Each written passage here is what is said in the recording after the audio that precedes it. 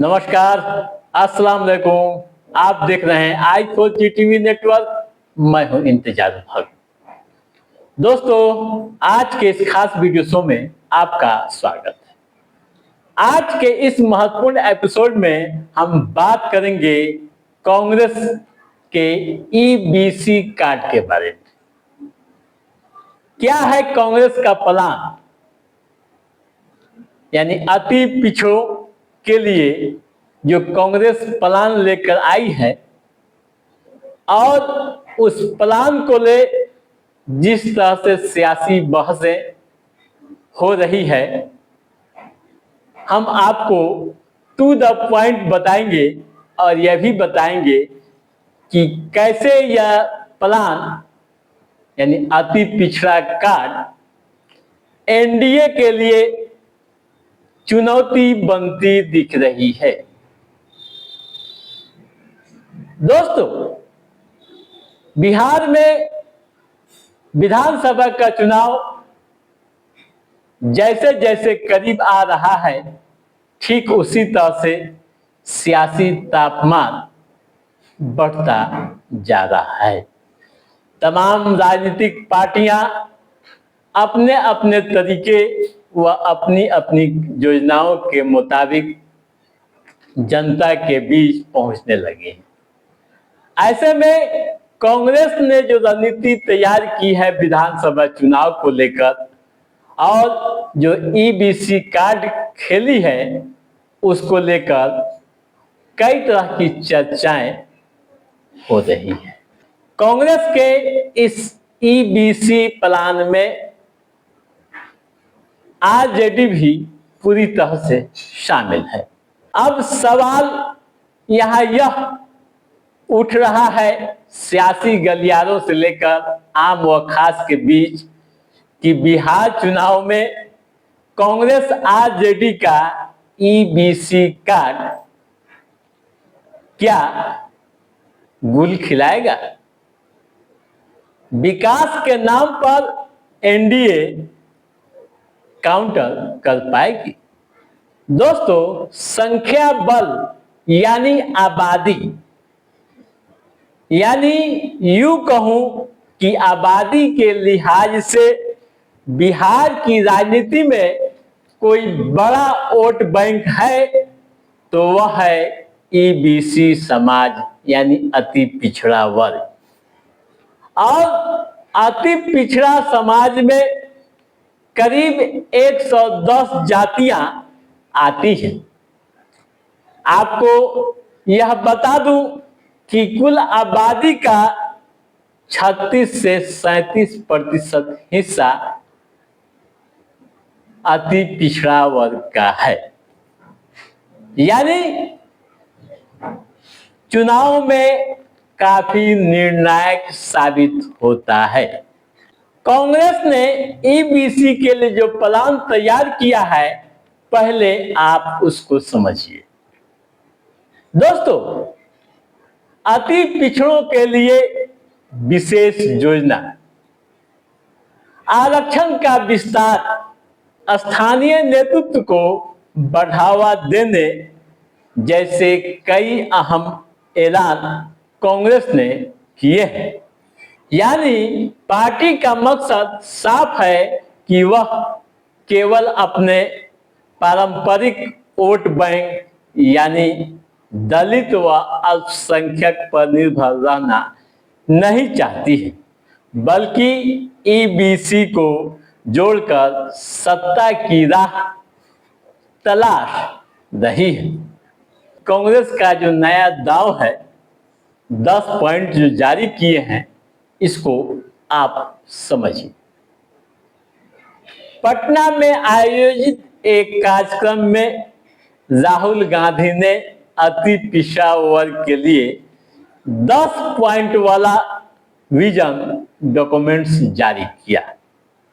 तेजस्वी यादव भी मौके पर मौजूद थे और उन्होंने इसका भरपूर तरीके से समर्थन किया। यह सिर्फ घोषणा नहीं बल्कि गारंटी करार दिया गया। सवाल भी यहाँ उठाए गए कि मुख्यमंत्री नीतीश कुमार 20 साल के सत्ता में उन्होंने यह काम क्यों नहीं किया, यानी आरक्षण क्यों नहीं बढ़ाया, कॉन्ट्रैक्ट में आरक्षण क्यों नहीं दिया। यह सब बातें केवल वोट बैंक के लिए की गई। लेकिन राहुल गांधी ने कहा कि हम गारंटी देते हैं कि इसे लागू करेंगे, क्योंकि हम संविधान को मानते हैं और संविधान में लिखा है कि हर नागरिक को प्रगति में भागीदारी मिलनी चाहिए।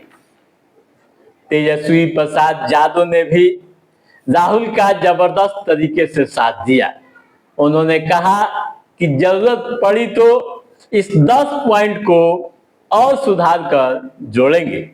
बीजेपी व जेडीयू पर जोरदार हमला भी बोला। ठीक है दोस्तों, अब सवाल यह कि बीजेपी जेडीयू की रणनीति क्या है इसके लिए।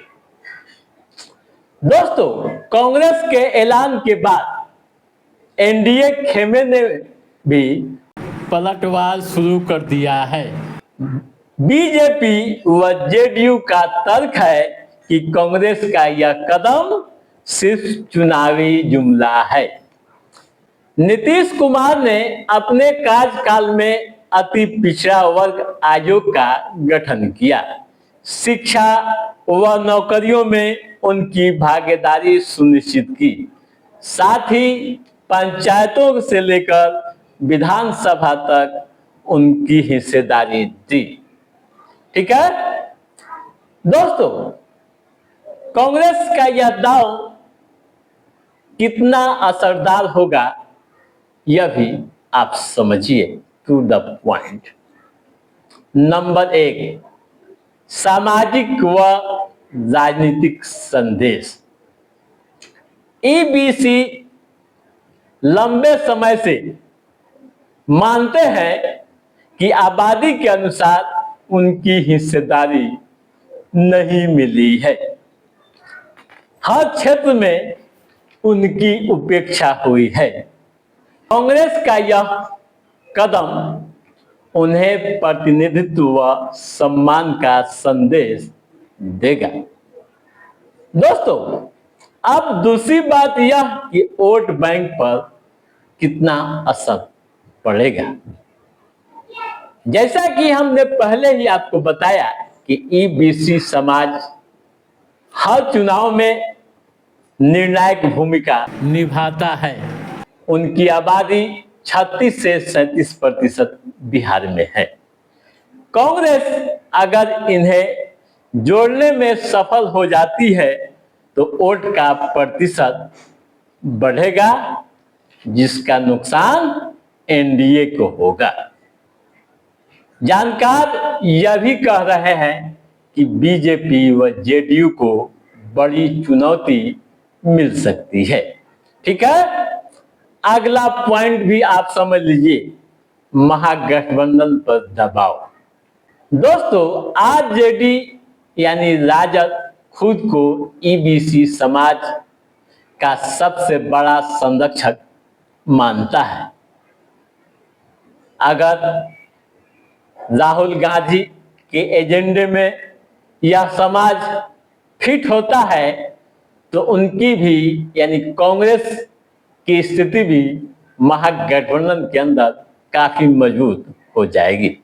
ठीक है, अब एनडीए के लिए क्या चुनौती होगी यह भी आप समझ लीजिए। जो राजनीतिक विश्लेषक कह रहे हैं, जो चुनावी पंडित कह रहे हैं, उनकी माने तो आप समझ लीजिए कि बीजेपी व जेडीयू को कांग्रेस के इस कदम से काफी चुनौती मिल सकती है। कांग्रेस के इस कदम की काट निकालनी पड़ेगी। एक और सवाल यहाँ यह भी उठाए जा रहे हैं कि क्या इस चुनाव में किंग मेकर साबित होगा अति पिछड़ा वर्ग।